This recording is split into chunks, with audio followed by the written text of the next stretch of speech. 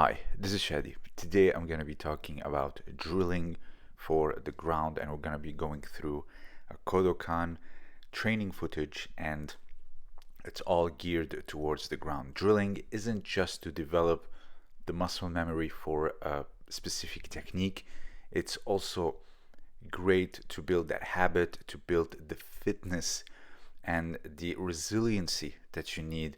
It builds strength and general fitness.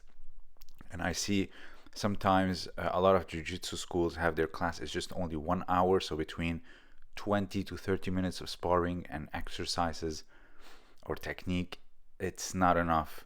And of course, you hear the very popular joke of purple belts not warming up, and I think we need to incorporate what we will see today. But before we do that, of course, don't forget to check out my book, The Origins and History of Judo, available in French and English. Links will be below. Thank you.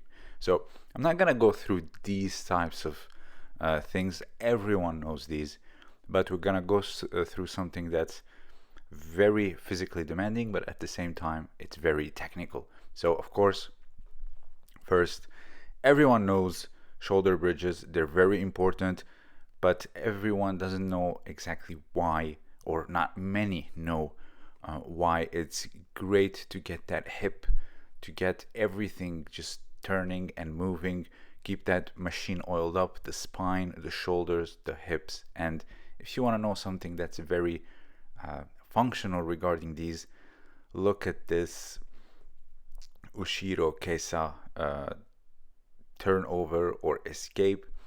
Same, look at the hips and the shoulder bridge that went with it. So you grip, you pull towards you, and kind of like suplexing, and you turn away in order to get out and get up. This is what you need. Next is neck bridges. I'm not saying do them violently like Mike Tyson or whoever. Put some pressure on your neck, gently roll over. Having a good neck in grappling is always great. It's always beneficial. Same for boxing. So you have to swing back and forth and diagonally, and also it's great for your back flexibility as well. It is very important to have a good neck. Look at all the Russian wrestlers, how they trained their neck. This is considered very light, but again, some neck training is very important, and neck bridges are one of the best things you can do. Also, you can do it here front. Same thing, you keep your legs spread. Same, it's good for your flexibility, your adductors, and of course your core. You need to build general fitness. I know that jiu-jitsu is a very controlled atmosphere compared to the stand-up, but still you have to be resilient. You have to get stronger in ways, and you have to have that fitness. Not everyone can afford the weights room, unfortunately. And here you can see these sometimes, for example, at a buzzer or at a timer, you have to keep going. You get the sequence like this one, and you have to keep going until the timer goes off, or you rest on your belly, and then when the timer goes off, you have to get up and do them quickly.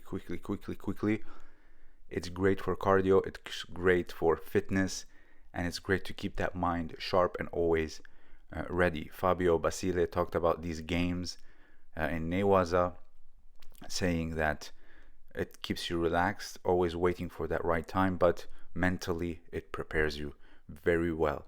Of course, everyone knows shrimping, but it's such an important exercise. It's great for your knees, your ankles, and your hips, and your spine, and you do them along the mats fully, 1, 2, or 3 passes. Every time you go there, you're gonna have very good escapes. Your hips are not gonna be stiff. They're gonna be very well accustomed to this particular movement. And here you can see another escape for the Ushiro Kesa, and it always starts with a good shrimp. Now you have something called the reverse shrimp, or the gyaku ebi. You see it on the screen, and it is so much fun. I love doing it. The way the hips explode up, you only lightly touch the mat with the foot, then you keep going across the mat several times, like once or twice. And here, same thing, you can escape the north south with this particular drill. Again, if you do it endlessly, hundreds and hundreds of repetitions, you're gonna have very good resiliency on the ground. People often compliment wrestlers and judoka for having such good bodies and resilient and strong, and it's because of these. I'm having another general fitness for the Kodokan for judo, but this I figured, because the whole warm-up issue in jiu-jitsu is so it's almost like a joke. I figured, if you are a professor watching this, please try to incorporate them.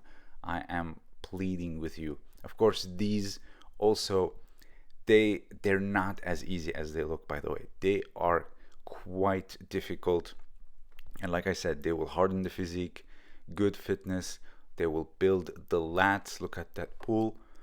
And of course, good for the forearms, and at the same time the adductors, how they're closing in a little bit. Great, just full body workout. And of course, there's things like crunches and push-ups, and you run around. Of course, these are all great, but regarding the ground aspect solely, you have, of course, this as well.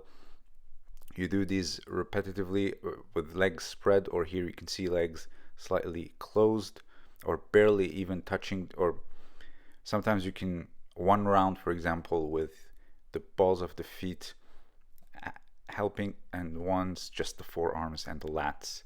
Here, this one is also great. And look at him, he's laying there, boom, just grabbing the jacket, go. Again, great for the back, great for the knees, great for the hips. Just lap after lap after lap. It's not very taxing on the body, but it will build general physique. This one, for example, is very difficult. It's great armbar escape, by the way, but not everyone can do it. So, of course, you have shrimp with a partner across the mat, the length of the mat. They follow you, they try to catch up. You always go, like, escape them or avoid them with the shrimp. Here, as they try to catch up, you go, and then quicker and quicker and quicker until you have that sharp explosiveness, but also you have that sharp reaction to it. Sometimes people just let them sink their pin, and then they try to get out. It's also, you have to train the mind to know, I always have to be one step ahead. Here, the same with the reverse shrimp, and someone's trying to catch up, and then you finish the length of the mat as well. I can understand they're very time consuming, that's why nobody can do them, but let's say 5-6 times a week the academy is open. Try to spread them out. Here, this one, you grab your partner in north, south, and then you get back, and then you pull them. Great exercise. The chest, the back, the hips, everything. Like I said, general fitness is also very needed. Now we go to guard drills. No arm. This is a game, by the way. You have to touch the head or the shoulder, and the other one will try to maintain facing the partner and their legs as a frame. So it's fun. If you train with Japanese, you will know that games are very prevalent. There's a lot of them. You can run around the mat. Anyone who touches have their shoulder touched, they go down 10 push-ups. They run around. So you're gonna be doing, I don't know, 60-50 push-ups. And here, game number 2. So it's, as you can see, it's a open guard, sleeve and lapel, and the game is also very fun. So here's what happened, and they have to go around. You have to maintain hooks on the hips, maybe the lahiva hooks if they're trying to escape or they got a bit away. So it's all about maintaining that guard. Again, grip strength, strong core, a good mind, always ready. will build a very good jujutsuka, and at the same time a very good physique and a strong mind as well. Here, grip breaks. We do them in judo in the stand-up, but here you can see for the toreando or the warikomi, as they call it in Japanese. But then you train, it's like those things we saw in the beginning that I said I'm not going to cover, but here you can see that they can help with grip breaks. Now, here we go into, again, the open guard position or the seitai, and then you train. Look at this. You pull them in, so they have to get back and then pull up, or try to like deadlift you almost. So talk about deadlifting. And then here from it, you adjust, you get your center underneath them and drill the balloon sweep. You do that the length of the mat, and then at the end you do the throw. So very much like uchikomi, and then you throw at the end of the mat, like in the stand-up judo. But here again, this will build a very resilient, good physique and a very strong grappler on the ground. And it doesn't have to be just because it's stand-up so it's very explosive. It's the ground, it's not always explosive. It's not explosive at all. It doesn't have to be the case. And here, look at this, these like mountain climbers almost. It's very good for the cardio, very good for the core, and you have to keep your hooks in as they are working them. So this is mainly it. I tried to add everything. There's of course the stuff like running and abs and crunches and push-ups, and a lot of games that you can add from the Japanese, but these are mainly it. And I'll have another one for judo fitness. They have a lot of what Knut Novak suggested for the knees and the ankles and the shoulders and all the joints of the upper body. They're also in there. And again, not everyone can afford a gym. I remember in Japan, I couldn't pay for both the gym and the Kodokan. So I had to, of course, choose judo. And for others, maybe they have a full-time job, they have kids, whatever. So building general fitness in grappling can be very important, and also a strong and sharp mind, as well as your drilling and becoming a better grappler overall. So if you have anything to add, let me know down below. This was Shadi, and thank you for listening.